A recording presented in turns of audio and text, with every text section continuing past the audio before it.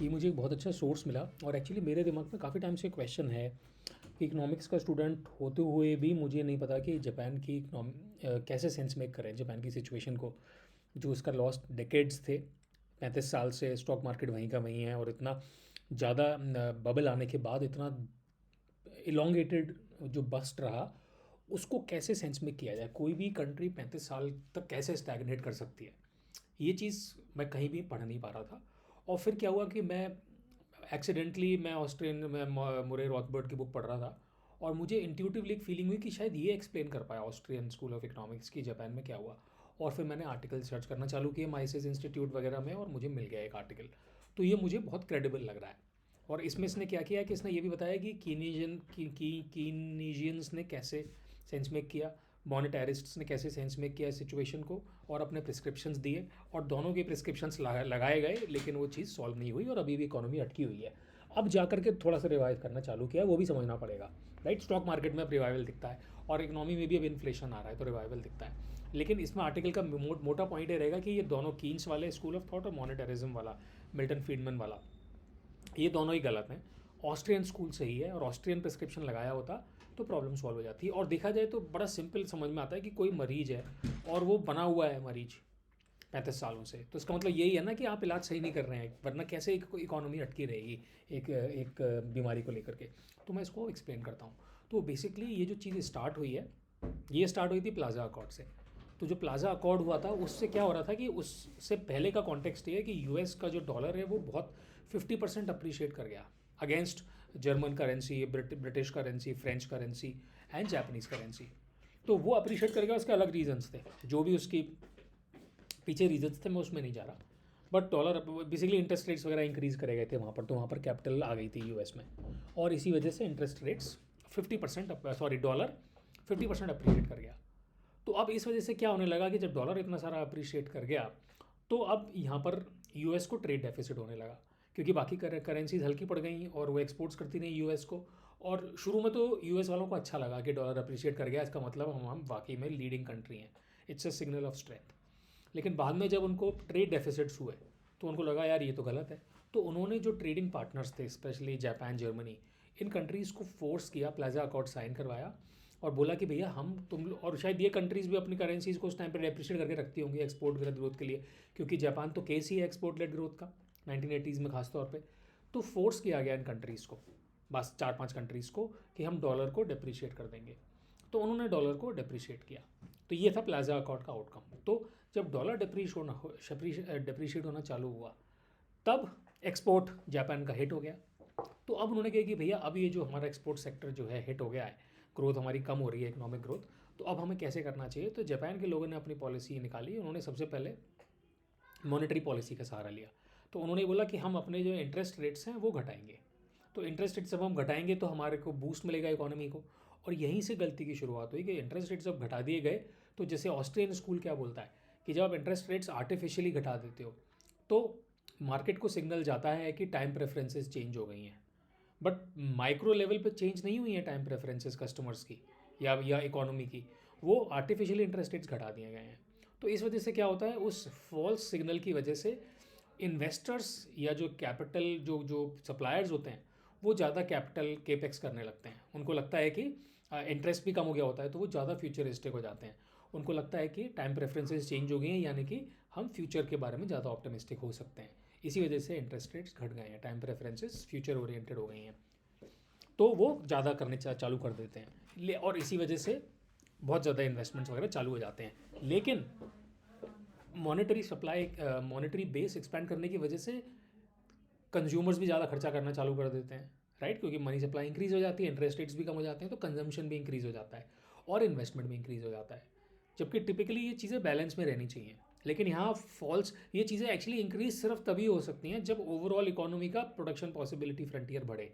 जैसे कुछ technological break through आ जाए, कुछ या ऑयल मिल जाए, कुछ ऐसा हो जाए कि कंजम्पशन इन्वेस्टमेंट दोनों बढ़ सकें, राइट, प्रोडक्शन पॉसिबिलिटी फ्रंटियर बढ़ जाए। लेकिन जो इकोनॉमी ऑलरेडी पीपीएफ पे ऑपरेट कर रही है उसमें ट्रेड ऑफ हो जाएगा फिर। तो अब इन्होंने क्या किया, आर्टिफिशियली इन्होंने जो मॉनेटरी पॉलिसी को एक्सपेंशनरी बना दिया, इंटरेस्ट रेट्स घटा दिए, उसकी वजह से कंजम्पशन भी बढ़ गया और इन्वेस्टमेंट भी बढ़ गया और लगने लगा कि टाइम प्रेफरेंसेस फ्यूचर ओरिएंटेड हो गई हैं। और ऑस्ट्रियन इकोनॉमिक्स यही बोलता है कि यही गलती हो जाती है, क्योंकि टाइम प्रेफरेंस अभी भी प्रेजेंट ओरिएंटेड है। जो इकोनॉमिक जो रियल टाइम प्रेफरेंसेज हैं वो अभी भी प्रेजेंट ओरिएंटेड है। कस्टमर्स जो इंटरेस्ट रेट्स हायर होने चाहिए थे उनको आपने लोअर कर दिया है, बट वो हायर होने चाहिए थे। हायर इंटरेस्ट रेट्स का मतलब है कि कस्टमर्स प्रेजेंट को फेवर कर रहे हैं और उन्हें फ्यूचर में पैसा वो एफडी में तभी डालेंगे जब आप ज़्यादा इंटरेस्ट रेट्स दोगे। तो उनकी प्रेजेंट ओरिएंटेड ही थी, तो जब प्रेजेंट ओरिएंटेड थी तो उन्होंने अभी कंज्यूम किया। लोगों को और लगा कि यार ये तो बड़ा तगड़ा बूम आ रहा है, तो और लोगों ने इन्वेस्ट किया। लेकिन फिर जब फ्यूचर आता है तो जो एंटिसिपेशन में केपेक्स एक्सपेंडिचर किया गया था वो मटेरियलाइज नहीं होता। तब लोगों को रियलाइज़ होता है कि उतना अर्निंग्स या जो भी उतनी सेल्स हैं वो नहीं हो रही होंगी, तो फिर जा कर के बस्ट आना चालू होता है। तो ये ऑस्ट्रियन थियरी है। अब इस चीज़ को कैसे एक्सप्लेन करते हैं, बड़ा लंबा हो जाएगा ये, बट मैं इसको कैप्चर करता हूँ। तो इसमें इन्होंने बड़ा अच्छा वो दिया गया है कि कीन्स वाले लोग कैसे इसको वो करते हैं, कीनीजियन एक्सप्लेनेशन। तो मोटा मोटा, और इतना साल इकोनॉमिक्स पढ़ने के बाद भी मुझे ये फंडा क्लियर नहीं हुआ था। कीन्स वाले क्या बोलते हैं लोग, उनका मानना ये है कि कंजम्पशन लगभग स्टेबल रहता है इकोनॉमी में, इन्वेस्टमेंट जो है उसकी वजह से लफड़ा होता है। यानी कि बिकॉज एंटरप्रेन्योर्स के अंदर एक एक्सूबरेंस या एनिमल स्पिरिट्स होती हैं, जिसकी वजह से वो फ्यूचर फोरकास्ट करते हैं, तो वो एक्सूबरेंस की वजह से ज़्यादा ओवर इन्वेस्ट कर जाते हैं। कंजम्पशन वहीं का वहीं है, कंजम्पशन का जो भी पैटर्न है वो स्टेबल है, क्योंकि वो डिमांड है वो लोगों की स्टेबल है। लेकिन इन्वेस्टमेंट ज़्यादा हो जाता है बिकॉज ऑफ एनिमल स्पिरिट्स। तो जब वो ज़्यादा हो जाता है तो फिर वो करेक्ट होता है, फिर वो अंडर इन्वेस्टमेंट चालू हो जाता है। तो इस तरह से एक साइकिल चलती रहती है, ओवर इन्वेस्टमेंट, अंडर इन्वेस्टमेंट। तो ये कीन्स की सिंपल थियरी है। और इसको उन्होंने सॉल्व करने के लिए क्या प्रिस्क्रिप्शन दिया है, उन्होंने इन्वेस्टमेंट के बारे में कुछ नहीं बोला कीन्स ने कंजम्पशन के बारे में बोला है। उसने बोला है कि जब आपको ऐसा लगे कि इकोनॉमी में रिसेशन आने की संभावना है, यानी कि अब अंडर इन्वेस्टमेंट होने की संभावना है, तो आप कंजम्पशन को बढ़ा दो। तो जब कंजम्पशन को बढ़ा दोगे, एग्रीगेट डिमांड को आप बढ़ा दोगे, तो इकोनॉमी दोबारा से फिर वो हो जाएगी, मतलब इन्वेस्टमेंट भी ज़्यादा होने लगेगा, कंजम्पशन भी ज़्यादा होने लगेगा। तो उनका जो प्रिस्क्रिप्शन है वो फिजिकल पॉलिसी साइड में होता है, एग्रीगेट डिमांड साइड में होता है। तो अब इसमें इन्होंने, जापान ने ये भी इसमें बताया गया बड़ी अच्छी तरह से कि जापान ने ये भी खूब चालू किया, जैसे टैक्स कट्स वगैरह करिए, तो जिससे भी एग्रीगेट डिमांड बूस्ट होती है, राइट।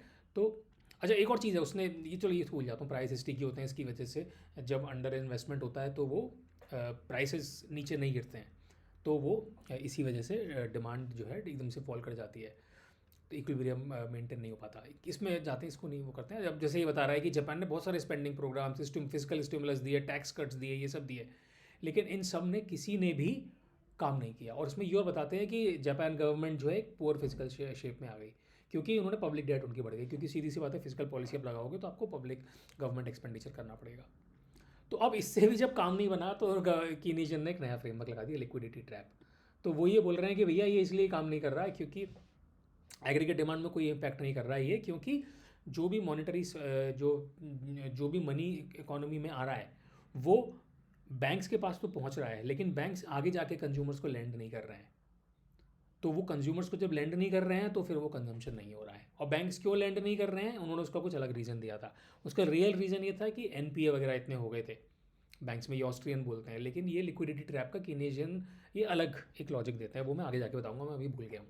ठीक है, तो मोटा मोटा उसने ये बताया कि कीनेजियनिज्म ने ऐसे समझाया, लेकिन इतना अपना दवाई देने के बाद भी, फिजिकल पॉलिसी वाली दवाई देने के बाद भी इसमें कोई फ़ायदा नहीं हुआ। ठीक है, जैसा अभी लास्ट लाइन है कि ये प्रोग्राम्स हैं दे फेल्ड, और उन्होंने वीक फिजिकल पोजीशन में डाल दिया और distorted the economy further away from consumer preferences. ये इंपॉर्टेंट लाइन है कि कस्टमर्स या कंज्यूमर्स की एक प्रेफरेंस थी, उन्हें इतना खर्चा करना था, और एक इन्वेस्टमेंट प्रेफरेंस होती है। अब इसमें गवर्नमेंट भी बीच में आ गई, तो गवर्नमेंट वाली स्पेंडिंग और इन्वेस्टमेंट, यानी कि सप्लाई साइड बहुत ज़्यादा हो गई, और जो डिमांड साइड है उससे और डिस्टॉर्ट हो गई। डिमांड साइड एक लिमिटेड थी और आपने उसको बूस्ट करने की कोशिश करी by government demand, which is not consumer demand. Government demand is basically more helping the suppliers, जो सीमेंट और इंफ्रास्ट्रक्चर वाले लोग हैं, तो वो और डिस्टॉर्ट आपने कर दिया। तो इसी वजह से ये प्रॉब्लम सॉल्व नहीं हुई, वो गैप डिमांड सप्लाई का बढ़ गया। By the way, demand supply वाला फंडा मेरा है, इसमें इतना नहीं लिखा हुआ, अब ये मॉनेटरिज्म का बताता है। तो ये क्या बोलते हैं, इनका ग्रेट डिप्रेशन के टाइम से यही रोना है कि मनी सप्लाई रिड्यूस हो जाती है, इसकी वजह से रिसेशंस होते हैं। तो ये पार्शली ट्रूथ लगता है, लेकिन इससे पहले जो मनी सप्लाई एक्सपैंड हुई थी जिसकी वजह से बबल बना था, ये इसके बारे में बात नहीं करते हैं। ये बात की बात करते हैं कि आपने, जैसे अभी हम बोल रहे थे ना कि इंटरेस्ट रेट्स अगर घटाने चालू करे थे जब 2008 में, या ग्रेट डिप्रेशन में जब इंटरेस्ट रेट्स बढ़ाने चालू किए थे, तो एकदम से ब्रेक लग गया था इकोनॉमी में। तो ये उसको वो करते हैं कि आपने मॉनेटरी बेस को कॉन्ट्रैक्ट कर दिया। तो अब यहाँ पर क्या किया कि जब रिसेशन होने लगा तो इसमें इंटरेस्ट रेट्स घटाए जाते हैं। तो जापान ने ये भी करने की कोशिश करी, इंटरेस्ट रेट्स घटाए, लेकिन उससे भी कुछ फ़ायदा नहीं हुआ। ठीक है, तो जैसे इसमें बता रहा है कि expansionary policy fail to achieve recovery, इतना डिस्काउंट रेट घटाया गया बट ये नहीं हुआ। यहाँ पर वो लिक्विडिटी ट्रैप का लेकर के आता है वो रीज़न कीन्स, कि इंटरेस्ट रेट्स घटाने पर भी और इतनी मनी सप्लाई बढ़ाने पर भी एक्सपेंशन नहीं हुआ क्योंकि जापानीज इकोनॉमी लिक्विडिटी ट्रैप में है। यानी कि बैंक्स अपने पास पैसा रख रहे हैं लेकिन आगे नहीं बढ़ा रहे, यानी कि जैसे ये लिखा हुआ है, this is what called mistakenly called liquidity trap. तो अब ये क्या बोल रहा हूँ ऑस्ट्रियन कि ये जो बैंक ने आगे क्रेडिट एक्सपेंशन नहीं किया, ये इसके लिए है, ये इसके लिए है बैड डेट की वजह से, ऑस्ट्रियन से बोलते हैं। और उसने क्या बोला, लिक्विडिटी ट्रैप कीन्स ने क्या बोला, ये इसके लिए है क्योंकि इन्वेस्टर्स फ्यूचर इंटरेस्ट रेट्स, ये मैं समझ नहीं पाया क्या मतलब है, लेकिन कुछ बकवास ही रीज़न रहा होगा। तो ये सारी अप्रोचेस फेल हो गई। अब ऑस्ट्रियन एक्सप्लेनेशन क्या है, जो ऑस्ट्रिया का बड़ा बोरिंग सा एक्सप्लेनेशन है फंडामेंटली। इन्होंने ये बोला है कि आपको बीमारी हुई है तो बीमारी को पूरा आप निकल जाने दो। यानी कि अगर आपने पहले गलत डिसीजंस लिए हैं तो उसकी वजह से ओवर इन्वेस्टमेंट हुआ है, राइट, डिमांड से ज़्यादा सप्लाई क्रिएट हुई है, तो काफ़ी कंपनीज बैंकरप्ट होंगी, उनको हो जाने दो, उसमें आप डरो नहीं। तो वो that is the process of cure. कई सारी बीमारियों में भी ऐसा होना है कि होता है ना कि हमें क्योर का प्रोसेस के थ्रू जाना पड़ता है, चाहे उसमें कितना भी पेन हो। तो वही फंडामेंटली ये लॉजिक लेते हैं, जो मुझे भी सही लगता है। मुझे इनका बेसिक अंडरस्टैंडिंग सही लगती है कि बेसिकली जो डिविएट हो गई इकोनॉमी, एक तरफ कस्टमर प्रेफरेंसेस डिमांड थी और सप्लाई डिविएट हो गई because of injections of monetary policy और इंटरेस्ट रेट डिक्रीज, और it all started due to the Plaza accord. और उससे पहले का भी कॉन्टेक्स्ट रहा होगा बट यही लंबा हो गया, तो बस यही। Thank you.